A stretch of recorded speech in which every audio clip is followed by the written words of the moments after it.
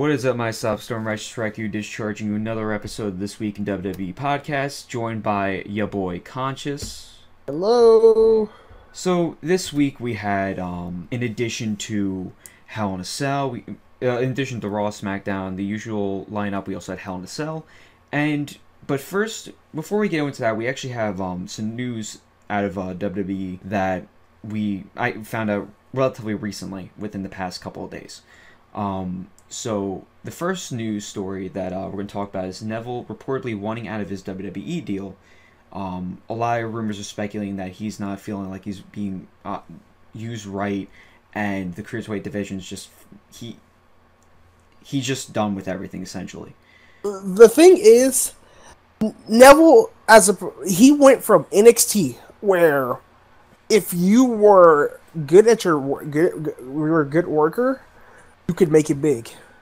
Then he went to the main roster, where his initial run on the main roster was kinda He never really had a chance to make a huge impact like he would have. He's a fantastic athlete and everything. But then they introduced cruiserweights.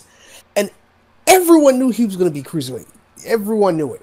And giving him heel Neville is the best thing ever. He is the face of that brand, but the thing is, the cruiserweight division is stuck. It's at a specific spot. It's right there, but it will never really elevate above that.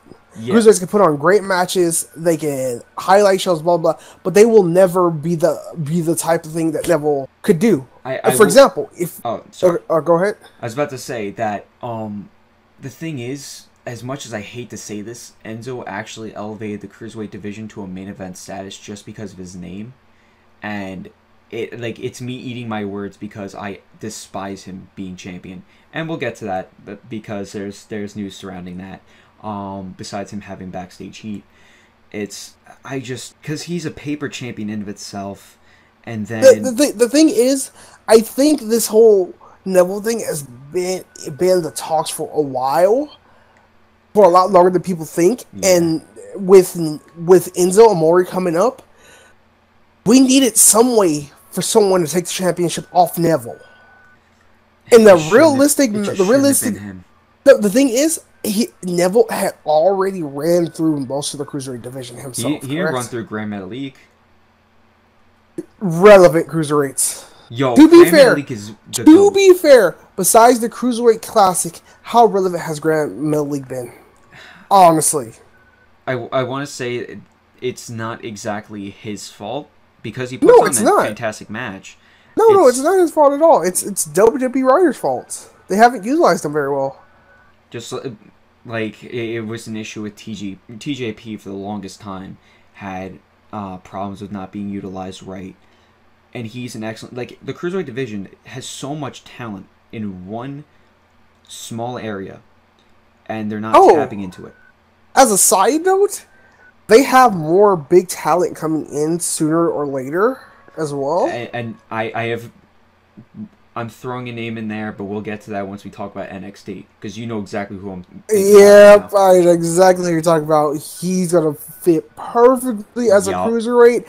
And I've seen him work on the independent scene, and he is fucking fantastic. So, moving on to the second news story is John Cena is supposedly taking off of a lot of Survivor Series promo material. Because he was announced. They were hyping Survivor Series with John, and I read about this. I think it was last week. John, a lot of his promotional material has been taken off where John is being presented on a promotional material. Which I will say, it surprises me. For all things, Survivor Series shouldn't have been the thing he was taken off of, only because he's it's one of the big four. Yes. The thing is, that's not necessarily WWE's thing. The thing is, at this point in John Cena's career, John Cena can retire now. Oh, he can. And he will go in the Hall of Fame almost immediately, and he will have an impact on the wrestling business. Him himself has had an impact on the. Oh, he made the Ruthless Aggression era. He was the Ruthless Aggression era. And to be honest, when they came into the PG era and we got babyface John, people thought he was done. thought his moves were stale, blah blah blah. But he proved everyone wrong. The set of matches he had with AJ, beautiful. Beautiful. One of the best series in WWE. His match with Shinsuke, beautiful. There was only one ugly botch, and that suplex. Yeah, that was probably the worst part. But that was also on John. Like, it was kind of the combination of both of them. Shinsuke didn't lift right, and then John didn't land right. So it literally was just 50-50, and John's like, you know what? No, you're fine, kid. You don't have to apologize. It's my fault. And then also, even Reigns and Cena, it was okay. I was not mad. My complaint for that match was more toward Romans than Cena. Cena put on a fucking show. Cena has proved time and time again he's a showman. He can do this shit, and he will do this shit. He can put on a show like it's no one's business. It's just my problem. My only problem with that match is, like, I just didn't want it to end with that handshake.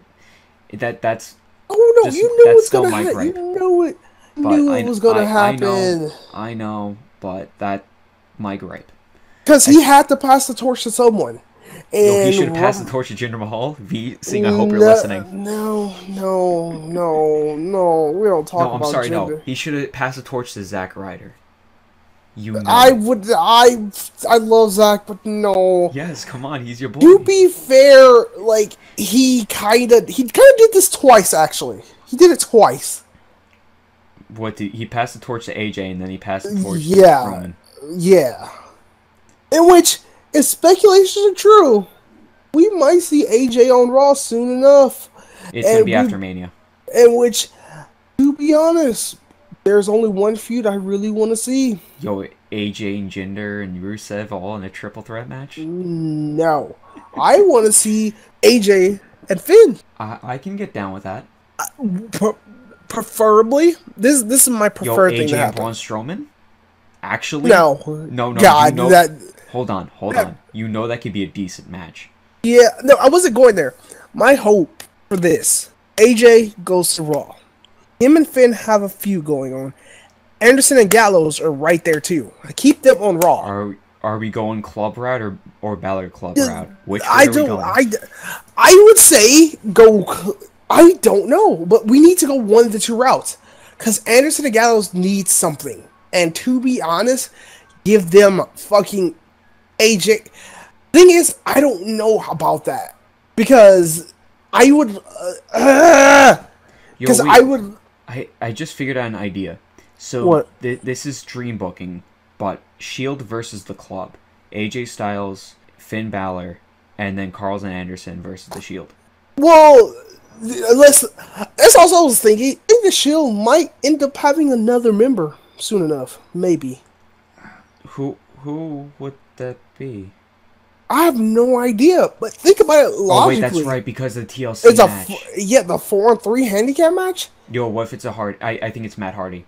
Think about it. Every single person that Strowman went through in the past couple weeks was a Shield member. The most recent one that Strowman went through was Matt Hardy. And what does Matt Hardy have nothing to do right now? Anything. Yeah, fair.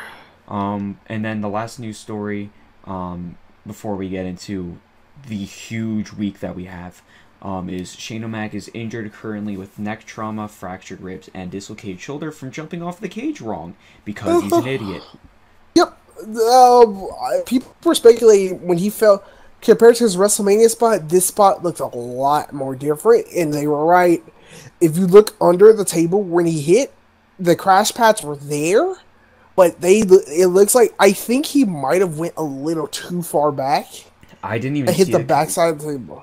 When we were watching, I didn't even see the crash pads. I only saw the table because the way they were jumping the cameras, you couldn't see anything. Yeah, what I think he hit too far back on the table. So he took, instead of hitting most of the crash pad, he took the majority blunt of that fall. First he falls off the Titantron, then he crashes from a helicopter. Now he just falls off cages like it's nothing. I don't understand this man. And the funny part about it, he probably will still have a WrestleMania match. I'm not even... him versus Mojo Rawley? Him versus Braun Strowman. Yo, please. Him versus Stephanie McMahon. Actually... Oh, we'll probably see Stephanie and them back soon enough too. Well, she already revealed her appearance. So When? remember when Vince McMahon got that dicking down? Oh no, yeah.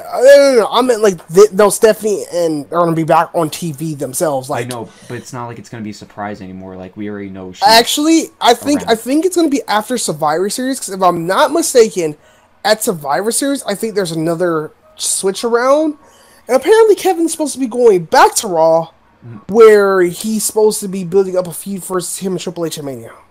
See, I don't like that just because it pretty much is the exact same thing that happened last year with Seth. Seth builds up as Triple H's boy, blah blah blah, working with them, blah. Because I know Triple H is the best enhancement talent, but like I have my argument with Kevin Owens right now but I can't address that until SmackDown because I'm trying to like make this in order so that way people who haven't watched the show, it's kind of spoiler free from news to that. Yeah. Okay, so let's start with Hell in a Cell. Hell in a Cell, yeah. So pre-show was Chad Gable and Shelton Benjamin versus the Hype Bros.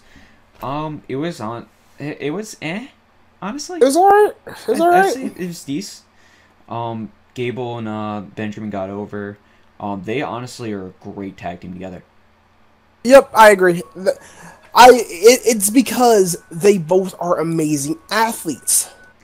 But it's not even just the fact they're so like they're both great individually, but there's definitely some like chemistry there. My only gripe about that tag team, Chad Gable needs a little bit more of a personality to him, a little bit more of a character. He's kind of leaning a lot on Shelton because the thing is he was also the personality of American Alpha. Mm-hmm. So it's definitely going to be a hard balance to figure out. But you mean the world greatest tag team? Yo, can we just bring back Charlie Haas? I think Charlie Haas is retired. Can we just bring him back for one match? To be honest, I was like, oh my god, Kurt Angle's back. new team. Yo, what if he... I was about to say, like, if it'd be funny as all hell if he just teams... It's just like Kurt Angle comes out, he's just like, oh yeah, now I'm a manager for this team. Okay, so the first match of the show. So the first match of the show, which me and you both agree was one of the best matches of the night. I went into that match saying that was going to be match of the night. I went into it saying it. And we'll talk about it later. Yes. We'll talk about it later, but I think one match just a little bit overdid it, and it's just... Yeah. But, so Usos and New Day in the Hell in a Cell for titles. It was the absolute most brutal Hell in a Cell I've ever seen, and it beautiful. It was actually, in my opinion, a 5-star match. To be honest, they did it perfectly, because I want to say this. The thing that made the Cell match for me was the sheer amount of shit they hit each other with. They hit each other with everything. They seemed like they left everything they fucking had on the table in that match. And it just... I was about to say, just for a record, definitely for those who haven't seen this match, just go out of your way to watch this. We're not going to go spot by spot for this. Just it's so much. The Usos won it and the Usos won title match and and stuff, but those two teams, probably my feud of the year, honestly. Yeah, and then next was just so great. And then next one up was Randy Orton and Rusev. Sleeper it was a match. run-of-the-mill match. It was not bad, but it was alright. It was flat. The thing was, they did it perfect. They followed up probably a match, one of the best opening matches we've seen in a long. One of the best Hell in a Cell matches we've seen in a long time. Excluding something we're gonna talk about later. Yeah. But yeah, that was great. It was so good. It kind of took our wind out of us, and it was a filler match. Exactly, and because the thing is though with the Usos and New Day, they're honestly the best tag teams to have a rivalry with each other. It's amazing. But yeah, Randy Orton Rusev happened. Randy Orton won as kind of per usual. So next the next was... match. So, I have to push this. I have to say this first, that originally it was advertised as Baron Corbin versus AJ Styles. That night, Ty Dillinger spoke to Daniel Bryan. This is, I think, during the pre-show or something. That Ty Dillinger wanted in the match because he beat Baron Corbin the night before, or the week before. And then Daniel Bryan's like, alright, you got it.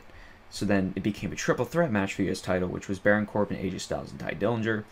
I would say it was a good match. I enjoyed the match. That was probably the third. It was the third best match of the night for me. And I agree with who won. Yes, I do too. Because he had, going into that match, he had minimum momentum. Yo, if he did not win that, yep. To be honest, if he did not win the title there, he would have dropped to the back of the card, all the way down at the bottom of the card. Yo, is this a buried alive match? Because Baron Corbin's career was on the line. Pretty much, and with him going over and having Ty eat the pin, which made sense.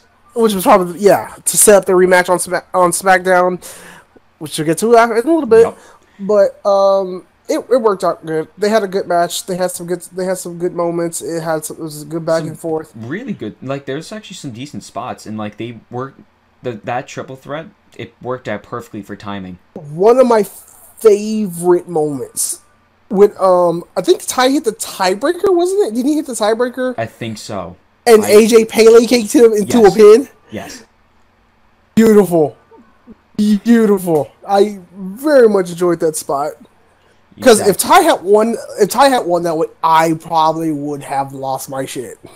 I mean, if Ty won, I wouldn't be upset, but I'd be probably screaming at my computer like, "What just happened?"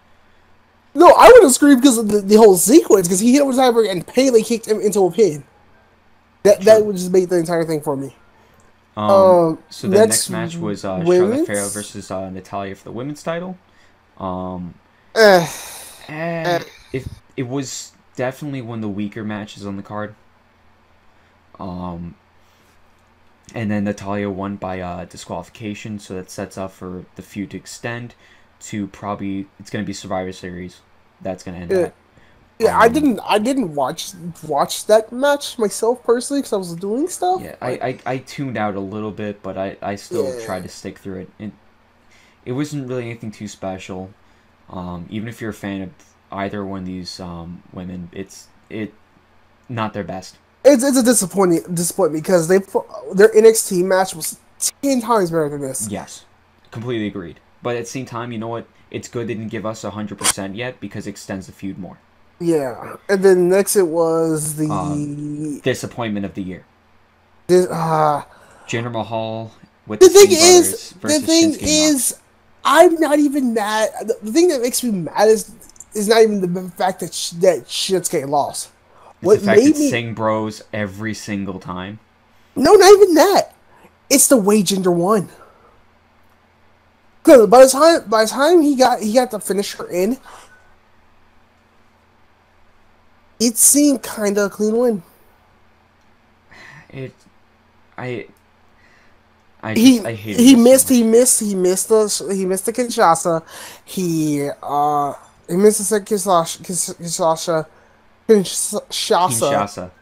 Then he got on Colossus, pinned him 1, 2, 3. Why is the Colossus so protected? I don't know. It looks just as hard hitting as a Bailey to belly. And don't even get me started. That's a whole different argument for a different day. Yeah, I don't want to hold up on this match because this match is really sad. Honestly, the next match, I would say it wasn't bad, but it wasn't their best. It was Bobby Roode and Dolph Ziggler. Yeah, it was all right. I do enjoy that Dolph Ziggler's entrance is now literally him coming in on nothing. It's fantastic. Yo, my entrance is gonna blow everyone away. Just starts his music. Nothing. Screech. Nothing. Yeah, they put on an okay match. It could have been better, but eh. But you know what? It does help extend the feud, even though it's gonna probably die out soon. It's gonna just be Mike Kanellis for the 10th time. And let's now talk about the match of the night. honestly, this was a toss-up between what was going to be the best match of the night, and this actually is for the way it was finished. Kevin Owens versus Shane O'Mac. To be honest, that match at the beginning part of it, because me and you were talking about this while I was in a the Falls Count Anywhere match. It was like, okay, but then in retrospect, it makes sense now. But going toward the beginning of the match, it was kind of a slow-paced match. It had to build up some, right? Yeah. It was a slow build. We got some table spots. We got some pretty good sales spots. They're like, okay, this is good. This started to pick up a little bit more pace. Then once Shane grabs the bolt cutters and cuts open the thing, I'm like, okay, they're going outside the ring. Okay, this is gonna be fun. Yeah, but the thing is with because as soon as I saw the bolt cutters, I'm like, Shane, what are you doing with that? You're supposed to stay in the cell. Breaks out of the cell, and just monstrous monstrous violence, and it's just so good. And then they get on. Then we see Shane get thrown on top of the table. Kevin Owens climbs on top of the chamber. We're thinking Kevin Owens is going to jump out the chamber. He hesitates quite a few times. Then Shane climbs up there. And at this point, I'm screaming my head off. Because I'm not going to lie. I wanted them to go to the chamber. We both did. They were hitting each other with pop-up power bombs, leg sweeps, suplex. Everything they had to try to put each other through that top of that chamber. Yeah, I mean, it is reinforced steel. And it had me on the edge of my seat the entire time. Oh, my God. And then I'm not gonna lie, when they start to climb down the chamber and they got halfway there, everyone's like, in my head, I'm like, okay, they're gonna fall off halfway through. Nope. And they did. Kevin Owens fell through the table halfway down the chamber. I was like, oh, everyone's disappointed. Like, okay, we got all of this, but nothing really. Oh, but no. Shane O'Mac ain't nothing. He moved the other table, cleared it, put him on top, get on top of the chamber for a leap of faith. And this is where it gets fun. So now he has a little cross over his body, trying to basically pray to God doesn't die. He jumps and misses, and he hits the table. We're like, okay, did Kevin move? Replay comes around. It's your boy, Sami Zayn. Sami Zayn heel turn, pulling Kevin off the table. None of us saw it coming. We all freaked the fuck out. What the hell's going on? And just Sami, in the middle of all the chaos, he picks up Kevin Owens, drags him over Shane O'Mac, and just demands the ref to count. Yeah, and Kevin Owens wins. And that, just because of that one turn, it made it match of the night.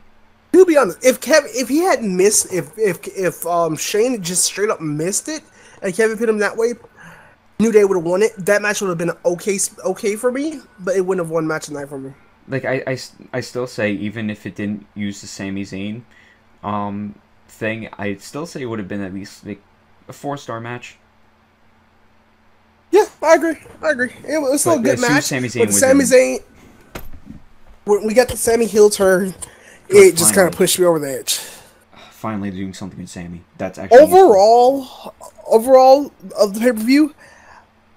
Before the Sami Owens match, I would have gave the pay-per-view probably a solid 6. Yeah, I'd say. And to be fair, 5.5 of that was just the first match. Well, no, I wouldn't go that far. I would say 5 of it was the first match. 5 of my 10 was the first match, and 1 of it was Owens. Oh, the triple threat. Sorry. Yeah. After that last match, I give that review a solid 7 for me. It was a solid 7. I will be a little more lenient just because I know how hard some of the matches, like how the workers worked some of their matches. So I would give it like a solid 7.5. I wouldn't give it an 8. But just because Orton Rusev, I know that they can do better. But as well as Natalya, we've seen Natalya and Charlotte do better, and they just kind of then the Rusev, the Shinsuke and Jinder. I don't know. We're done. That whole feud. I just want to end. I just want John Cena to dethrone him. Now Raw. Yes. So Raw opened up with the Mizzy's Part 2 Electric Boogaloo. Yep. And we get The Bar, which is Sheamus and Cesaro's tag team, which I think is kind of dumb. Yo, I wish they were just called the Kilty Party. To be honest, and so The Bar gets awards, the Miz Taraj get award, blah blah blah. They're not even called The Bar. They're just called Sheamus and Cesaro by the No. team. They officially have a team name called The Bar. Their team name is called The Bar. Did you notice that every time the announcers say their names, it's always Sheamus and Cesaro? No. It's just, they do call them Sheamus and Cesaro, but Sheamus and Cesaro confirm their team name is The Bar. It just makes me angry when like they don't one person doesn't do one thing and the other person does one thing, so it makes no sense. Yeah.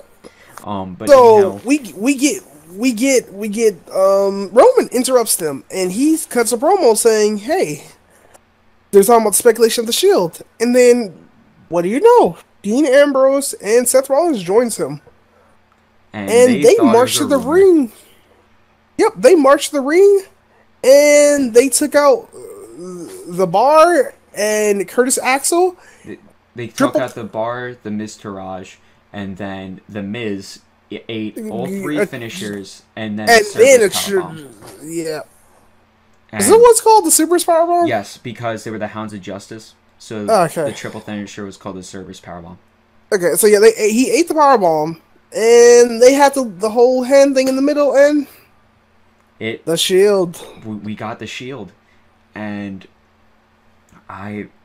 then later in the night, because I didn't put it in my footnotes, but or maybe I did because I wrote Shield reunion, but that might not be it. They ended up attacking Braun, putting him through the. Braun had a match with Matt. Yeah. Oh, that's right. That's way later, actually. I forgot. That's 2 cards later. There was Jason Jordan versus Carl Anderson, which I mean, Jason Jordan won because it's Jason Jordan, and they don't do anything right with Carl Anderson and Luke Gallows. Mm-hmm. And then Elias versus Apollo Crews, which for the record, I just want to make a side note. It's stupid the fact Elias doesn't have his last name. I'm tired of this Elias and the. I like Elias. No, I'm not. I like Elias too, but I don't like this feud anymore. Him versus Titus Brand, it's just getting annoying. Yo, just have him squash Akira Tozawa every week. Oh, that's right. He's not Apollo Crews. He's not part of the Titus Brand anymore. That's right. But Apollo Crews lost again. Apollo Crews better go back to NXT. Pretty much. Besides, oh my God! Also, fucking Bray Wyatt. So, hold on, we'll get to that. So then we got to Braun Strowman versus Hardy, which was a squash match in reality. Braun Strowman won, obviously, and then afterwards, he picks up Matt Hardy all the way up the stage, and he looks like he's about to. He's thinking about putting him right through the Titantron, and you see the Shield all walk out, and they stand face to face with Braun Strowman. Braun Strowman ain't backing down for nothing. That man has a will of steel. But we're gonna take a quick break. Microphone muted.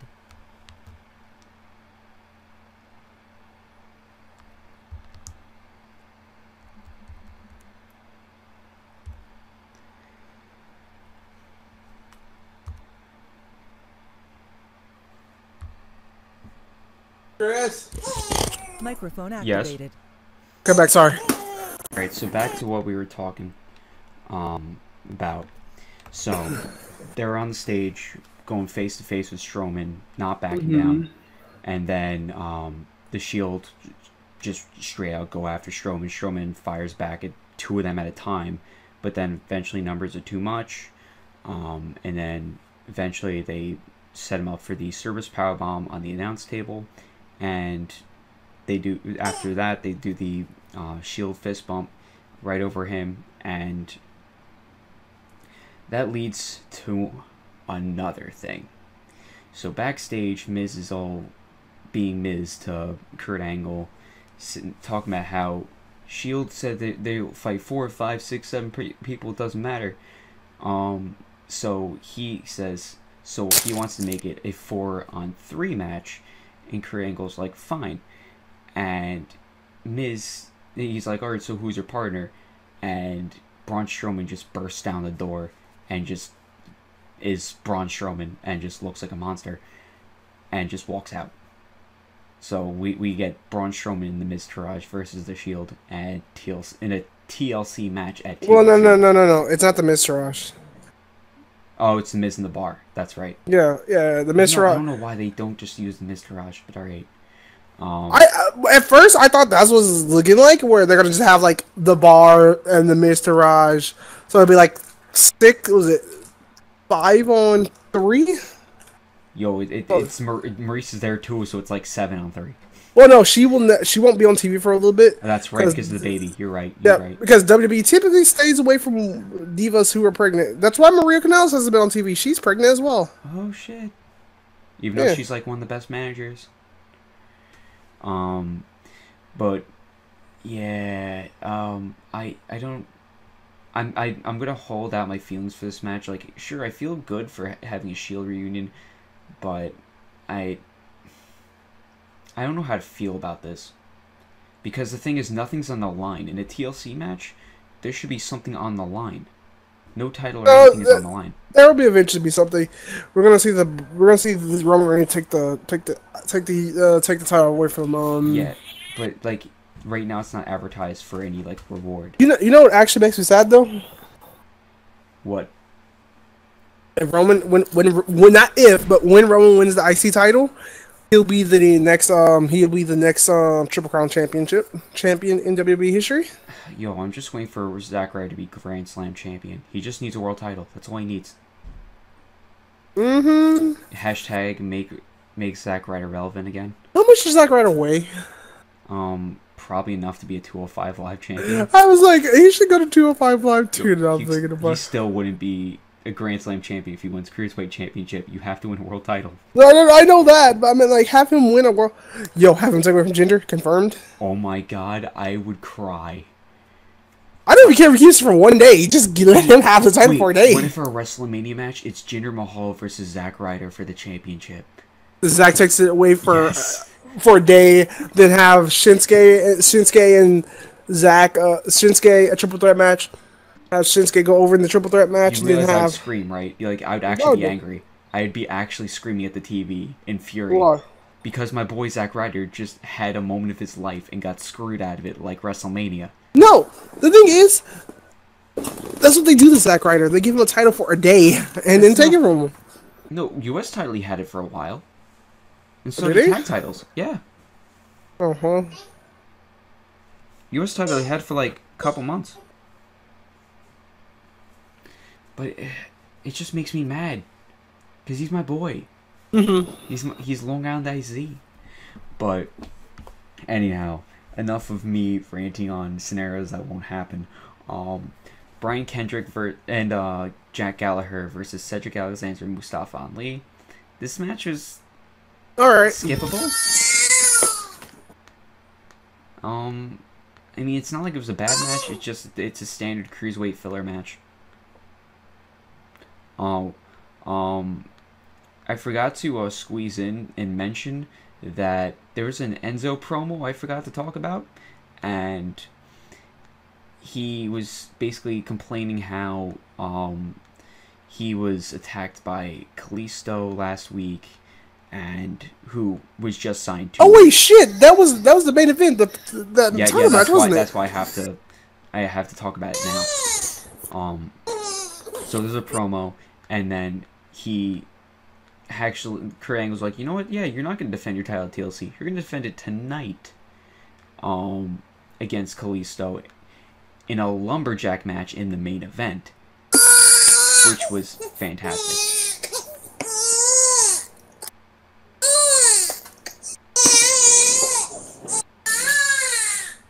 Sorry about that. Baby going crazy. I'll be back. Okay. Again.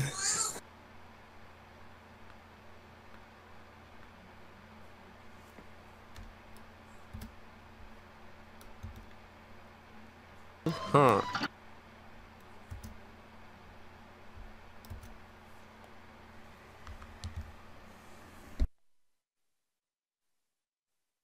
I'm good to go. Chris? Chris? Yes, my mic was freaking muted. Shit. Oh, sorry. But Sorry about that. all good. Stuff happens. But anyhow, I'm on baby duty, bro. rip. So yeah, that happened, and then there's also this. So after the Brian Kendrick match, there was Balor and Wyatt having a promo, and this was really weird. I'm disappointed. They made Bray Wyatt, Sister Abigail, literally a person who's possessed. The person who's possessed Bray. They should have just introduced her as an actual person. Thank Fuck you. you, WWE. Fuck you. Yes, I completely Stupid. agree. Instead, they're just like, oh, let's put some weird effects and then change his voice with a voice changer that barely works. Like, literally, what they could have done, instead of using Crazy Mary Dobson as Sarah Logan, they could have just brought her up as Sister Abigail. And there are a couple people on the independent scene who has like these personas of like crazy people. Use them. Crazy Mary Dobson is the perfect fit, though, in my opinion. To be honest, because I'm not gonna name Nikki Cross as a possibility just because she's got her own stuff at Sanity. I wasn't saying Nikki. It was, what the hell's her name? The person who played Daphne in like TNA. We had a pretty insane person as a persona, which would have been perfect. Oh, I was about to say, what are you talking about, Rosemary? No, not Rosemary. She was in there way after, way before Rosemary. Yeah, I don't remember that. I don't remember her. But yeah, that I just want this feud to be over with. I really do.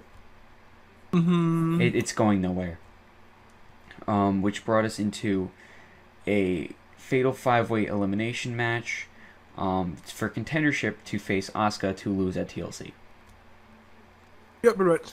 And so probably the best person possible. Yes. So basically the pin order was Bayley pinned Dana Brooke with a Bayley to belly really quickly. Rest in peace, Dana Brooke's career. Alicia Fox. What career? Rude. Alicia Fox hit Bayley with a scissors kick, got the 1-2-3, and then Sasha Banks eventually pinned. Oh no, made Alicia Fox tap out, or was it a pin? Alicia tapped. She tapped. Okay, she tapped the bank statement, and then Emma just got a quick pin, and then was 1-2-3. So then Emma stole the win and gets to face Asuka and lose at TLC. Pretty much. And before they have Asuka lose. Yo, I would be so pissed because that would end an undefeated streak that no one should end at all. Nah, someone will end it. You know who will be? Kairi Sane. Alicia Fox. I will beat your ass. I will get my plane ticket to Texas and beat your ass. But honestly, if it's anyone that beats her streak, it should either be Shayna Baszler or Kairi Sane. It just makes sense for how they're built. But then this leads to the last match of the night, which is Enzo versus Kalisto in a lumberjack match for the Cruiserweight Championship. Honestly, a lumberjill match. Don't you insult the 205 Live division like that. The only lumberjill there is Enzo. But honestly, I'd say it was a good match. I love the finish.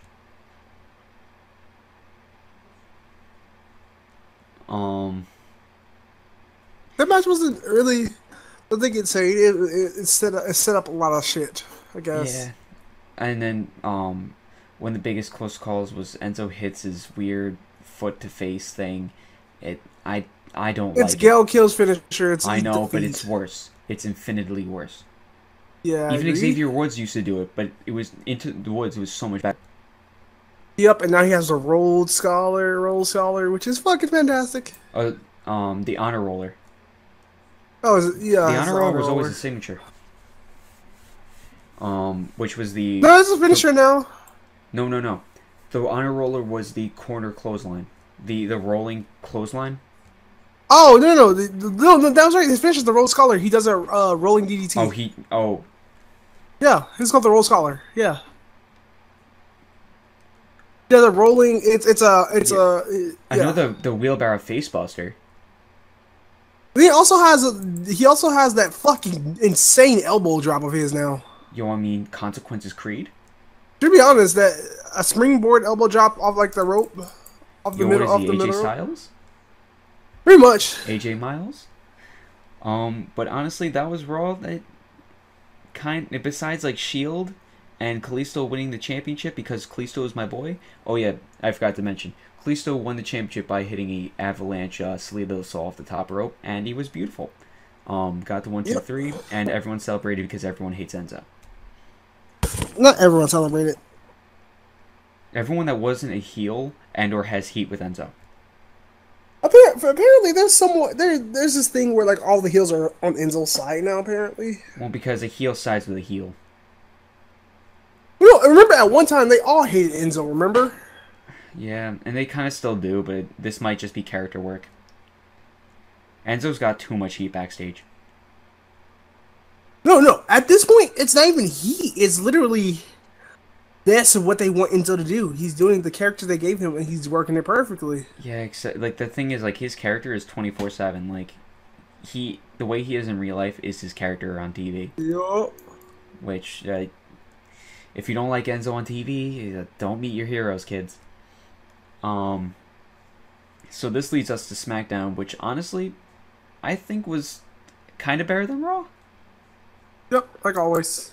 So the opener of the night was Usos and New Day were having a promo, but they kind of were like dissing each other or whatever. But like, you can tell it wasn't out of malice, and eventually it came to the point where it was just like, listen, we're just here to say it's all about one thing: respect, and it was a good way to nod off the feud and put it on the shelf for a little bit, so they can use it for like Survivor Series. Or that feud at Starcade. So, I have to issue an edit because I'm currently incorrect for Starcade. It actually isn't a televised event. I think so. And it upsets me because, like, all the matches that are advertised, I want to see a Texas Tornado match. Yep. Is it in Dallas? No, I don't. No, I don't think so. Maybe it was. I think the birthplace of the Starcade is where they're holding Starcade this year. But why haven't I Texas Tornado? Like, because the thing is, apparently there's no setup for the hard cam, so it's very unlikely that it's in Greensboro, North Carolina. Why Texas Tornado? Okay. Or I think they called it like a tornado match, but like it the way they advertised it, I think it was like Texas Tornado or something. It did. I was like, what the hell? This is not Tornado Texas. match. It is not Texas. I live in that state. I know what it looks like. Listen, Japan holds Texas death matches, and those are disgusting. We're not talking about Japan and their death-defying acts. Yo, those people don't want to live. Don't. Yo, my kind of people, right? So then this all led into all the tag division coming out saying how they deserve a title shot, even Ascension, which I still laugh to this day. Daniel Bryan said, you know what? Usos, New Day, get the hell out of the ring right now. And obviously they're all just like, what's going on? They're just like, no, this is happening right now. Everyone gets out of the ring. And all the tag teams get in the ring to have a fatal four-way, right? Fatal four-way? Yes. Yeah, fatal four-way tag match. It's her. To determine the number one contender match. And that match was... Yeah. I liked how Ascension actually helped Breezango. Because they just want to be friends. It's they're building up the character to where they're keeping consistency with their characters, where they're trying to be friends and shit like that. I just want Ascension to be relevant again. That's not gonna happen. Hey, listen, they were so great in NXT. You can't even deny that. Did them back. Honestly, they would benefit a lot from the lack of tag teams in NXT right now. Yo. Actually, yeah, put them against the Undisputed Era. My boys Fish and O'Reilly, let's get it. Well, Fish and O'Reilly are going to probably be the next one to take the tag titles, and then Adam Cole, Bay, is going to take the world title, and then Undisputed Era is just going to be beautiful. Then. Adam Cole, Baby. But yeah, Sheldon Benjamin and Chad Gable won that, and yeah, the right people won it. As much as I want Zack Ryder to hold another title, he needs to stop being paired with Mojo Rawley. We don't get hype. We never get hype. I never get hype around Mojo Rawley. I snooze. But then the next match after that was there was a small backstage segment before that with all the Divas in Division, talking smack, whatever. It was pointless, so that's why I really skipped it. It led into a Carmella versus Becky Lynch match. Obviously, that was ringside, and Carmella tapped within like 3 minutes. So rip. And then came the crying baby. I'm sorry.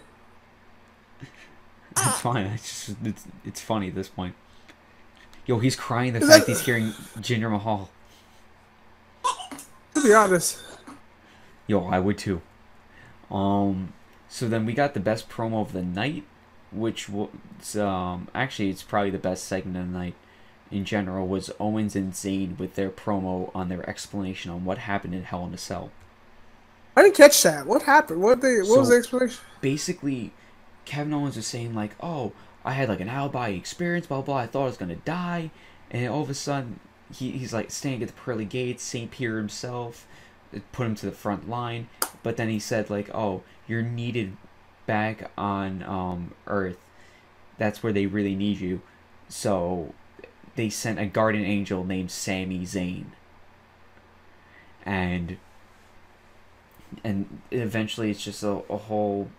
It's like, oh yeah, and I turned Kevin's Paradise into the Kevin Owens show, and eventually brought Sami Zayn, and Sami Zayn was just like, yeah, basically saying how like I had to help out my brother, what blah blah blah. It's like, oh he's sometimes my best friend, sometimes a bitter rival, but at the end of the day, he's my brother, and he was basically shooting on the fact like how this is supposed to be the land of opportunity, but he never got an opportunity, and anytime he tried to get to Shane was never there, and then the one time he tries to talk to Shane about Kevin Owens, Shane brushes him off like, yo, you do you, I do me, and that was his ticking point, to the point where as soon as the cage, he was like, yeah, at first I was hoping for Shane to crash and hurt you, Kevin, but then he had a change of heart and pulled Kevin Owens at the last minute and sent Shane through the table.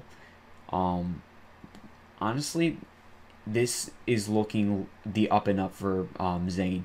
I see really big things in Zayn's future from here.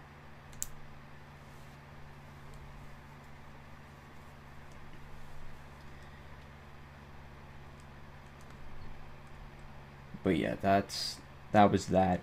And then that led into Randy Orton and Shinsuke Nakamura versus Rusev Named English. This was filler. Absolute filler. There's no reason for this.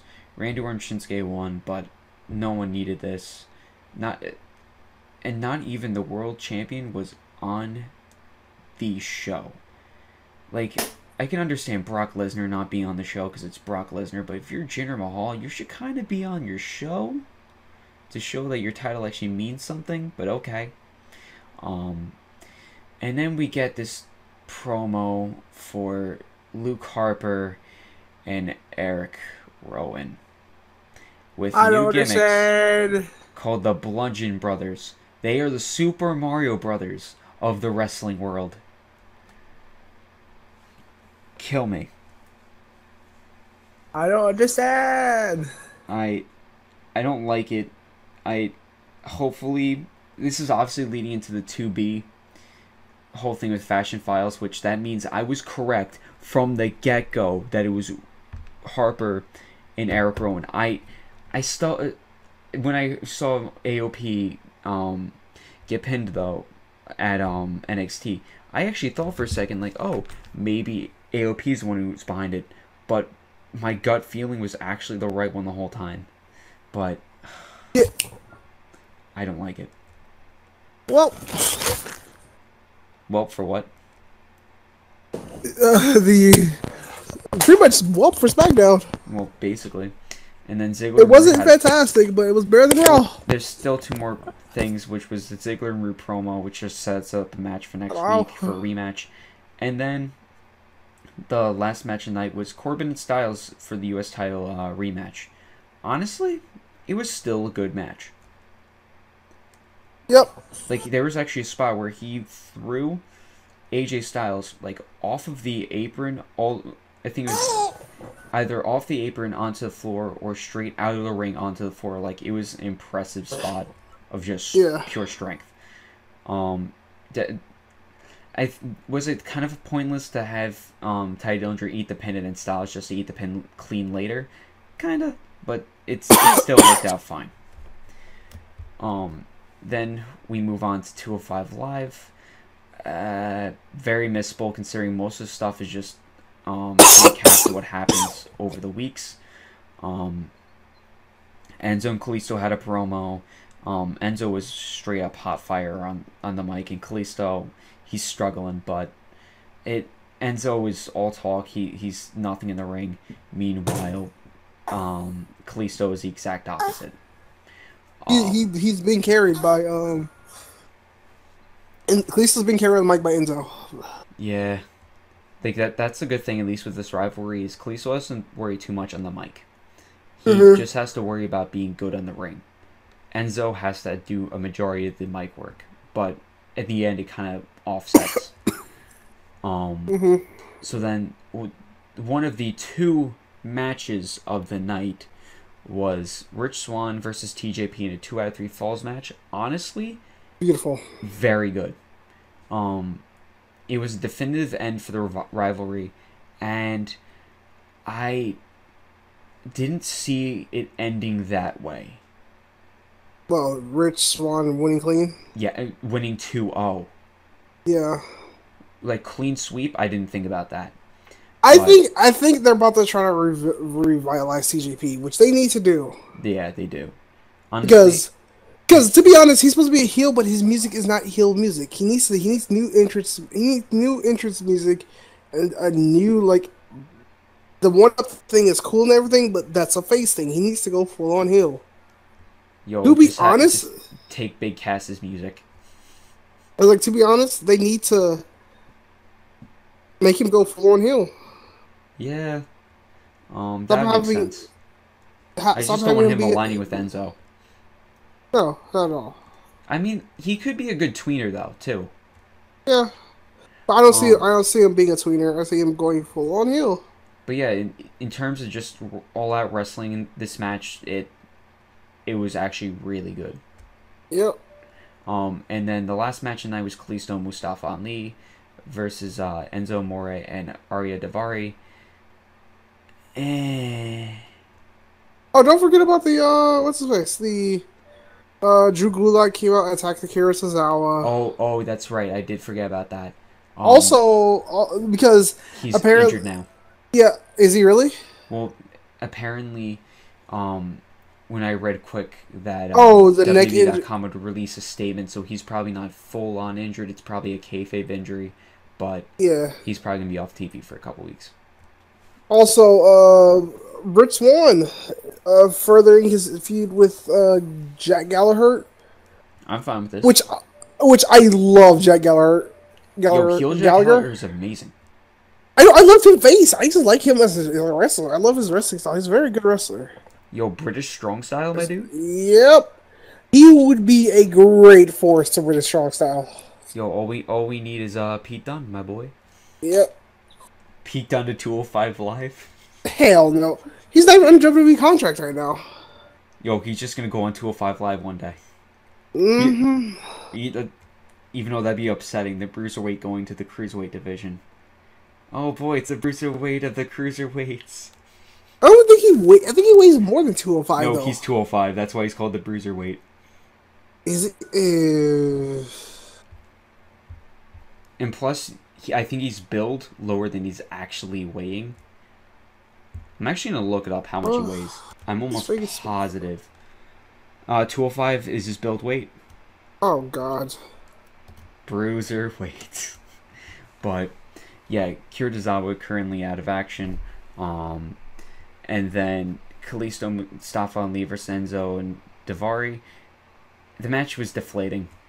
Yeah, it's but Kalisto, the faces got over, but it was So, but after that, we got to the better part, which was NXT, which was on Wednesday, and that was really good, honestly. Last week was even good. To be honest, match between if you're about to say what begins with an L, we'll get to it. No, L. My boy Rush. Oh no. I was gonna say I almost said Johnny Wrestling, dude. Oh well, yeah. Obviously, the main event was the match of the night. I will not even argue that. But yeah, the first match of the night is Peyton Royce, Liv Morgan, and Nikki Cross in a triple threat for a spot at the Fatal 4-Way match coming up at the next TakeOver.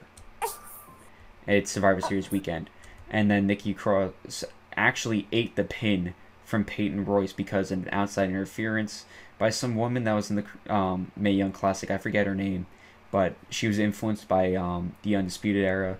She got involved, and then Nikki Cross was distracted. She ate a spinning heel kick from Peyton Royce, ate the pin, and that was 1, 2, 3.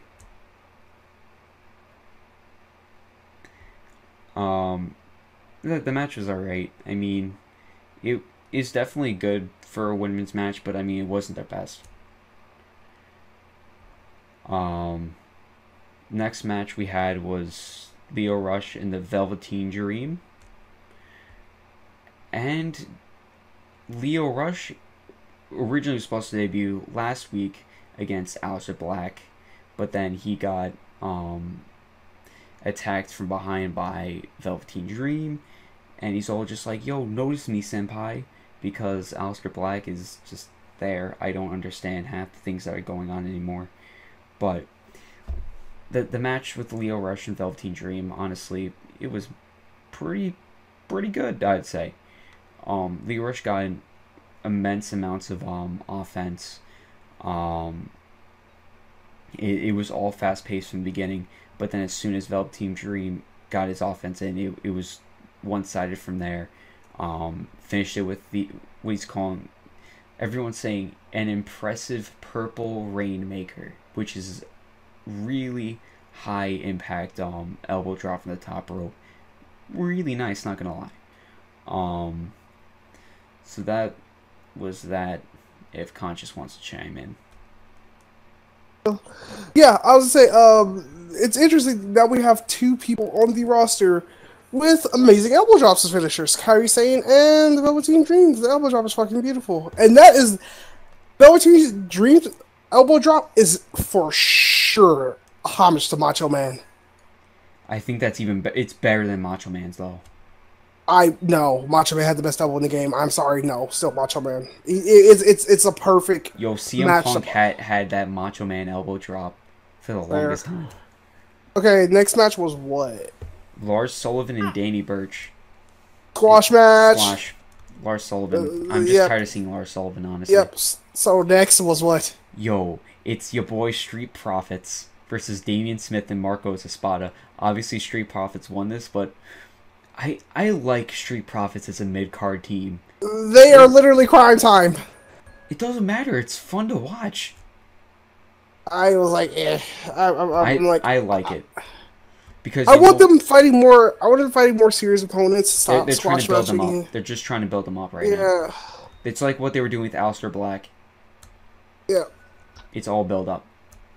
And then next was the match. The final match of the night: Johnny Gargano versus Andrade Cien Almas, which was fucking amazing. I love that match. Honestly, though, like the star of the show, really though, at least on Andrade's side, was Zelina Vega. Yep, with the Zelina Vega. Yeah, she is honestly becoming a really good manager really quickly. Wait, she was a manager to someone before. I don't remember who it was. I didn't even know. She was a manager beforehand, before this. I didn't know where she came from. I know she started with Cien Almas. No, she was a manager in NXT before this, dude. Really? Yeah. I don't even remember. Her face looks familiar, but I don't even know what her previous character was. It was still Selena Vega, manager. Oh, well, fuck if I know. The name sounds just as relevant as Rosa Mendez. Lol. But yeah, this match I thought it was a good match. Was actually really good. Like, almost takeover quality. My thing is, where does Johnny Gargano go from here? A better feud. Probably. Honestly, he's still probably waiting for Ciampa to recover. Yep. They get their feud in, which is going to be fantastic. Cannot wait. Actually, hold on. How long did they say that Ciampa was going to be out? I have no idea. Because he was out since WrestleMania weekend, right? Yeah? Because that was Chicago. Maybe?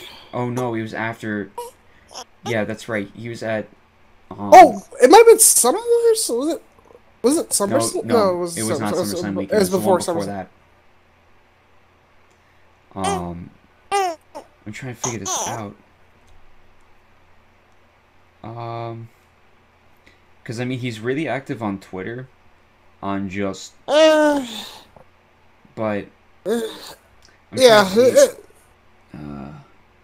I found something. Oh, he has a torn ACL, so, Oh, no, that's a full, 6 months. Oh, yeah, he's out a little more. Because the way... This is all the way back in May. But, from what I've read... he has a torn ACL, but there's no word on the severity issue or how long he's going to be out. So figure when he was at TakeOver Chicago, that was back. It was after Mania, but I'm trying to remember this. What are the big? Oh, it was May 20th. May 20th was the event. So figure he'll probably be ready by next year. Like, he'll be back by May. He might be back by WrestleMania. ACLs are really bad stuff. Yeah. I think that's it, right? We're good? Yeah, but I mean, it was... All in all, I mean, I'd say this week was really big. Way better than last week. Definitely. So that's definitely going to do it for this week. Let me know what your favorite matches are down in the comments section. Because I'm curious what you guys thought about this week in wrestling. But that's going to do it for today's episode. I'll see you all next week. Bye!